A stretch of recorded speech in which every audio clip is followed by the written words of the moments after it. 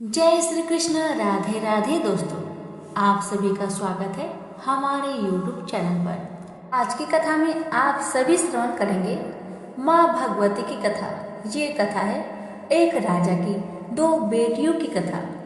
एक राजा थे जिनका नाम था स्पर्श। वो माँ भगवती के बहुत बड़ा भक्त थे। वे दिन रात उनकी पूजा आराधना में लीन रहते थे। राजा को किसी चीज की भी कमी नहीं थी, बस उन्हें बच्चे की ख्वाहिश थी। सालों से बच्चा न होने के कारण राजा कुछ निराश रहा करते थे। एक दिन राजा की भक्ति से खुश होकर माँ भगवती ने सपने में आकर उसे दो बेटी होने का वरदान दिया। आशीर्वाद मिलने के कुछ समय बाद राजा के घर एक बेटी पैदा हुई। बेटी पैदा होने की खुशी में राजा ने सबको दावत दी और बेटी की कुंडली बनवाने के लिए पंडितों को बुलवाया। सबने राजा से एक ही बात कही कि ये साक्षात देवी का रूप है। जहाँ भी इसके कदम पड़ेंगे वहाँ खुशियाँ ही खुशियाँ होगी। यह भगवती देवी की भक्तन होगी। इतना सब कहकर पंडितों ने लड़के का नाम तारा रख दिया। कुछ समय के बाद मंगलवार के दिन राजा के घर एक और बेटी पैदा हुई। ज्योतिषियों ने उसकी भी कुंडली बनवाई और उदास हो गए। राजा ने जब उनसे उदासी का कारण पूछा तो ज्योतिषियों ने बताया कि ये लड़की आपके जीवन में खूब सारा दुख लेकर आएगी। राजा ने ज्योतिषियों से पूछा कि आखिर मैंने ऐसे कौन से खराब कर्म किए थे इसने मेरे घर जन्म लिया है। ज्योतिषियों ने बताया कि आपकी दोनों बेटियां राजा इंद्र की अप्सराएं हुआ करती थी। इनमें से बड़ी बहन का नाम तारा और छोटी बहन का नाम रुकमन था। एक दिन ये दोनों मिलकर धरती की सैर करने के लिए गए। दोनों ने ही वहां पहुंचकर एकादशी के दिन का व्रत रखा। तारा ने अपनी छोटी बहन से कहा कि आज एकादशी का व्रत है, इसलिए बाजार जाकर कुछ ताजे फल ले आओ, लेकिन वहां कुछ खाना मत। रुकमन बाजार फल लेने के लिए चली गई। वहां उसे मछली के पकौड़े दिखे। उसने झट से उन्हें खा लिया और अपनी दीदी के लिए कुछ फल ले लिए। रुकमन से तारा ने पूछा कि तुम अपने लिए फल क्यों नहीं लाए। उसने जवाब दिया कि वो मछली के पकौड़े खाकर आई है। तारा ने गुस्से से कहा कि तुम पापिन हो, एकादशी के दिन तुमने मछली खा ली। ऐसे खराब कर्म के लिए मैं तुम्हें छिपकली बनने का श्राप देती हूँ। अब उसी जंगल में तारा की बहन छिपकली बनकर रहने लगी। वहाँ एक जाने माने ऋषि गुरु गोरख भी अपने कुछ शिष्यों के साथ रहते थे। उनके शिष्यों में से एक बहुत ही घमंडी था। अपने घमंड के चलते वो शिष्य कमंडल में पानी भरकर एकांत में बैठकर तपस्या करने लगा। तभी एक प्यासी गाय वहां आ गई। उसने सीधे अपना मुख उस कमंडल में डाला और पानी पी लिया। पानी पीने के बाद जैसे ही गाय अपना मुंह बाहर निकालने लगी तो कमंडल नीचे गिर गया और ऋषि का ध्यान भंग हो गया। ऋषि ने देखा कि गाय पानी पी गई है। अब गुस्से में ऋषि ने गाय को एक चिमटे से बुरी तरह घायल कर दिया। इस बात की जानकारी जब गुरु गोरख को पड़ी तो वो तुरंत गाय को देखने के लिए गए। जैसे ही उन्होंने गाय की हालत देखी वैसे ही अपने उस घमंडी शिष्य को आश्रम से बाहर निकाल दिया। कुछ दिनों के बाद गौ माता पर किए गए उस अत्याचार से होने वाले पाप को कम करने के लिए उन्होंने एक यज्ञ करवाया। इस यज्ञ के बारे में गाय को चिमटे से मारने वाले घमंडी शिष्य को भी पता चला। वे सीधे पंछी का रूप धारण करके यज्ञ स्थल पर गया और भोजन में अपनी चोट से मरा हुआ सांप डाल दिया। किसी को इस बात की खबर नहीं हुई। ये सब होते हुए तारा से श्राप मिलने वाली छिपकली रुकमन देख रही थी। उसके मन में हुआ कि इसे खाकर सारे लोग मर जाएंगे। सबकी जान बचाने के लिए छिपकली बनी रुकमन सभी लोगों के सामने भोजन पर गिर गई। लोगों ने छिपकली को खूब कोसा और बर्तन को खाली करने लगे। उसी वक्त भंडारा करने वालों को खाने में मरा हुआ सांप भी दिखा। तब कहीं जाकर सबको समझ आया कि छिपकली सबकी जान बचाने के लिए जानबूझकर भोजन में गिरी थी। एक छिपकली होने के बावजूद भी इतने अच्छे विचार होने की वजह से यज्ञ में मौजूद सारे महत्वपूर्ण लोगों ने कहा कि हमें इस छिपकली की मुक्ति के लिए प्रार्थना करनी चाहिए। पंडित ने आगे बताया कि सबकी प्रार्थना से ही वो छिपकली तीसरे जन्म में आप जैसे प्रतापी राजा के घर बेटी के रूप में पैदा हुई है। वही तारा ने दूसरे जन्म में तारामती के रूप लिया और अयोध्या के राजा हरिश्चंद्र से शादी की। इतनी सब बातें कहने के बाद पंडितों ने राजा अस्पर्श को रुकमन को मारने की सलाह दी। इस बात पर राजा बोले, मैं किसी बेटी को कैसे मार सकता हूँ, ऐसा करना पाप होगा। फिर ज्योतिषों ने कहा कि एक संदूक में सोना चांदी लगाकर उसके अंदर लकड़ी को रख देना और संदूक को पानी में बहा देना। उसमें लगा हुआ सोना चांदी देखकर लोग नदी से संदूक जरूर निकालेंगे और लड़की की जान बच जाएगी।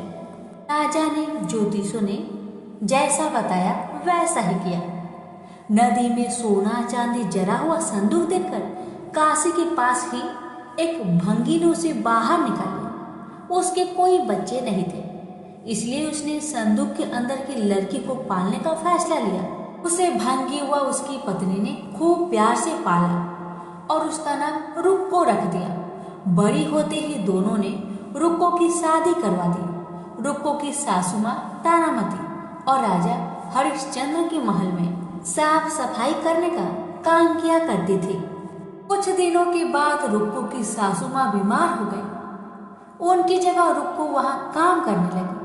तारामती ने उसे देखा और पुराने जन्म के पुण्य के कारण पहचान लिया और उसे कहा कि तुम मेरे साथ बैठ जाओ। रुक्को ने बोला कि मैं तो भंगिन हूँ, इसलिए आपके पास नहीं बैठ सकती। तारामती ने उसे बताया कि तुम पूर्व जन्म में मेरी ही बहन थी। तुमने एकादशी व्रत के दिन मछली खा ली थी और मैंने तुम्हें दंड देते हुए छिपकली बना दिया। अब तुम्हें दोबारा मनुष्य जन्म मिला है, तो इस जन्म में माँ वैष्णो की पूजा करके पुण्य कमा लो। माँ की पूजा से तुम्हारी सारी इच्छाएं भी पूरी होगी। तारामती की इस बात को सुनने के बाद रुक्को माँ वैष्णो से एक बेटे के लिए प्रार्थना करती थी और कहती थी कि अगर उसकी मनोकामना पूरी हो गई तो वो अपने घर में माँ वैष्णो देवी की पूजन और जागरण करवाएगी। माँ वैष्णो देवी उसकी प्रार्थना सुन लेती है और उसे बेटा होता है। पुत्र की प्राप्ति के बाद रुक्को उसकी देखभाल और लाड़ दुलार में माँ वैष्णो देवी की पूजा करना भूल जाती है। ऐसा होते होते 5 साल बीत गए और फिर एक दिन उस बच्चे को चेचक यानी माता ने कहलाती है। बच्चे की ऐसी स्थिति देखकर परेशान रुक्को अपने पिछले जन्म की बहन तारामती के घर जाकर उन्हें इस समस्या के बारे में बताती है।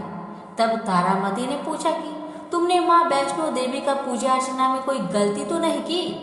फिर रुक्को को याद आता है कि उसने माँ वैष्णो देवी का जागरण कराने का प्रण लिया था।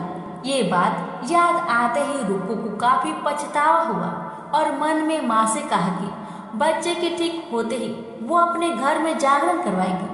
अगले ही दिन उसका बेटा पूरी तरह ठीक हो जाता है। तभी रुक्को ने माता रानी के मंदिर जाकर पुजारियों से कहा कि मंगलवार के दिन घर में जागरण करवा दीजिए। रुक्को की बात सुनकर पंडित कहते हैं कि तुम यही 5 रुपए दे दो, तुम्हारे लिए हम मंदिर में ही जागरण करा देते हैं। रुक्को कहती है, मुझे पता है कि मैं चमारिन हूँ, लेकिन आप मेरे घर आकर ही जागरण करवा दीजिए। माँ किसी तरह का भेदभाव नहीं करती, तो आपको भी नहीं करना चाहिए।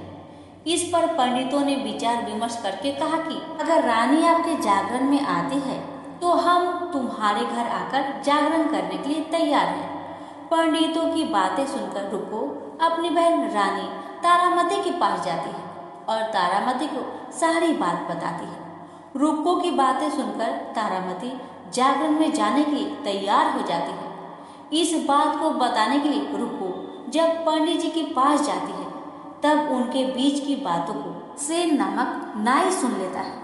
फिर वह राजा हरिश्चंद्र को जाकर सारी बात बता देता है। राजा के मन में हुआ कि रानी को नीची जाति वालों के घर जागरण में नहीं जाना चाहिए। इस वजह से वो अपनी उंगली काट लेते हैं, जिससे उन्हें नींद न आए और रानी जागरण में ना जा सके। जब जागरण का समय होता है तब भी राजा को जागते हुए देखकर रानी मन ही मन माँ वैष्णो देवी से प्रार्थना करती है कि महाराज को नींद आ जाए ताकि मैं जागरण में जा सकूं। रानी की प्रार्थना के कुछ देर बाद राजा को नींद आ जाती है। फिर रानी तारामती रोशनदार में रस्सी बांधकर महल से नीचे आकर रुक्कों के घर चली जाती है। इसी जल्दबाजी में रास्ते में ही रानी का रेशमी रुमाल और एक पाव का कंगन गिर जाता है। इधर कुछ वक्त बाद राजा हरिश्चंद्र की नींद टूट जाती है। नींद खुलने पर रानी को अपने पास न देखकर राजा उसकी तलाश में निकल जाते हैं। रानी को ढूंढते ढूंढते उन्हें रानी का रुमाल और कंगन मिलता है।